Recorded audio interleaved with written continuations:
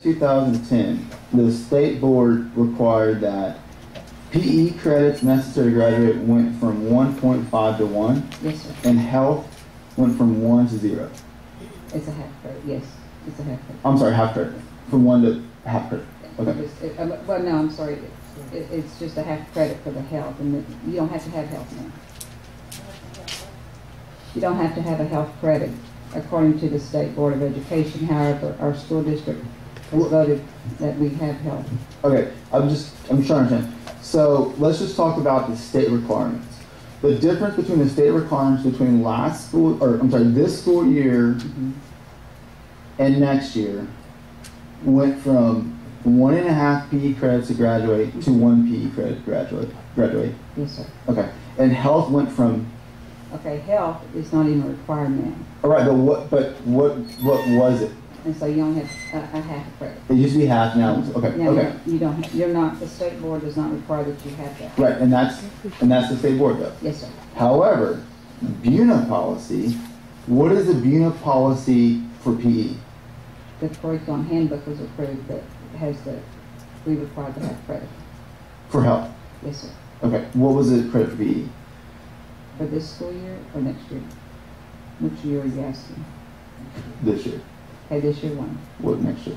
1. Okay. Does the health requirement change for next year? Yes, sir. Okay.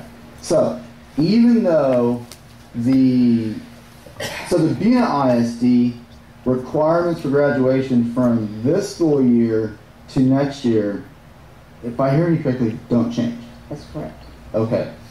So then why do you make a reduction in force due to a program change that's based upon criteria that you aren't even adopting?